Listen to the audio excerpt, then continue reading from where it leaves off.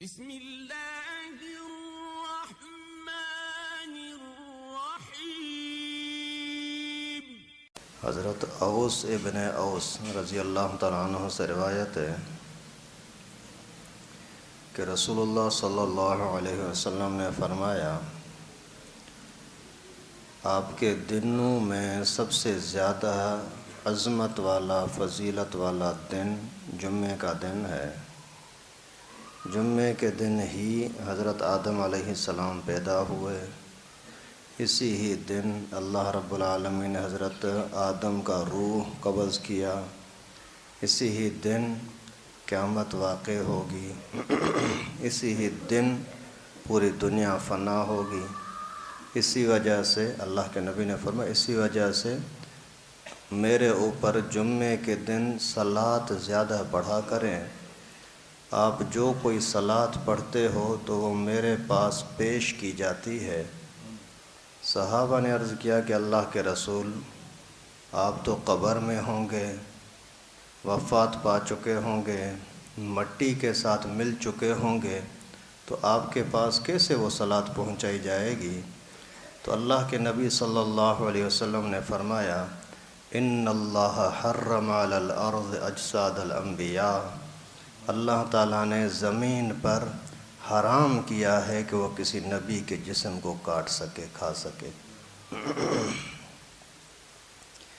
ابھی اس حدیث مبارکہ میں کئی ساری باتیں سمجھ میں آ رہی ہیں، جمعے کی عظمت بھی، لیکن اس کے بارے میں پہلے بیان ہو چکا ہے۔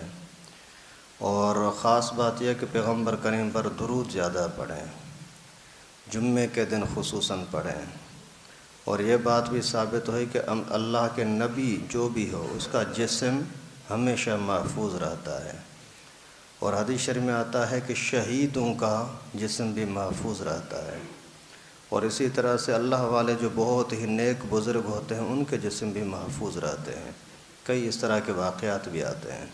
ہمارے اندروں میں سن کے حضرت بیر والوں کے بارے میں، ان کے خاص شاگرد تھے، شیخ الحدیث ہیں، انہوں نے خود بتایا کسی وجہ سے، وجہ تو نہیں بتائی، ایسے ایک پروگرام تھا اس کے اندر، فرمایا کہ ہم نے حضرت بیر والوں کے حضرت مولانا عبدالکریم قریشی رحمہ اللہ، اس کی قبر کو تقریباً 20 سال وفات کے بعد ہم نے کھولا، لیکن جیسے اس کا یعنی جسم، کپڑا، کفن سارے اسی طرح سے محفوظ تھے جیسے کہ ابھی ابھی اس کو آ کر کے کسی نے یہاں رکھا ہو۔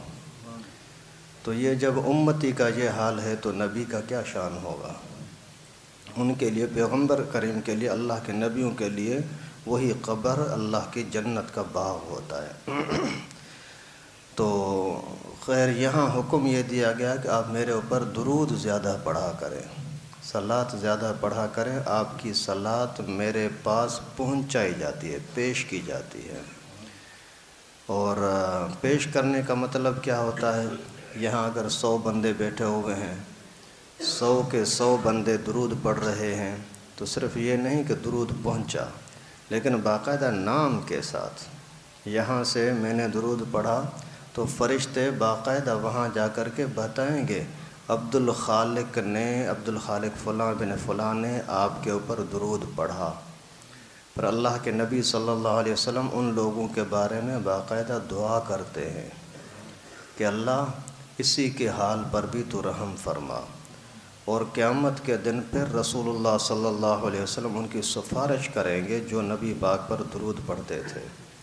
قیامت کے دن جیسے وہ بندہ سامنے آئے گا نا تو اس کا تعارف کروایا جائے گا، عبدالخالق آ رہا ہے، فلاں آ رہا ہے، تو پھر اللہ کے نبی صلی اللہ علیہ وسلم پر جو درود پڑھتا تھا ان کو پہچانیں گے باقاعدہ کہ ہاں اسی کا درود میرے پاس آتا تھا، پھر اسی کی سفارش کر کے اور اللہ کے نبی جنت میں لے جائیں گے انشاءاللہ۔ ابھی اتنا بڑا انعام، اتنے بڑے کٹھن وقت کے اندر اتنی بڑی مدد اسی درود کے ذریعے ہو سکتی ہے۔ اس وجہ سے مہربانی کریں، درود شریف کو روزانہ اپنے اوپر لازم کریں، روزانہ صبح کے ٹائم پر بھی، فجر سے پہلے، فجر کے بعد، سمجھو 8-9 بجے سے پہلے کم از کم 100 مرتبہ پڑھیں۔ روزانہ مغرب کے بعد یا عشاء کے بعد کم از کم 100 مرتبہ روزانہ لازمی پڑھیں۔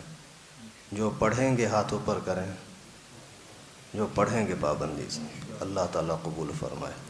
تو آپ کوشش کریں ایک مرتبہ وہی پورا درود ابراہیمی پڑھیں جو نماز والا ہے، باقی اس کے بعد صرف صلی اللہ علیہ وسلم، صلی اللہ علیہ وسلم، صلی اللہ علیہ وسلم 2-3 منٹ لگیں گے، زیادہ نہیں لگے گا۔ اتنی بڑی عظمت انشاءاللہ مل سکتی ہے۔ صبح کو بھی اور مغرب کے بعد بھی اس کی لازمی عادت بنائیں، یہ روزانہ۔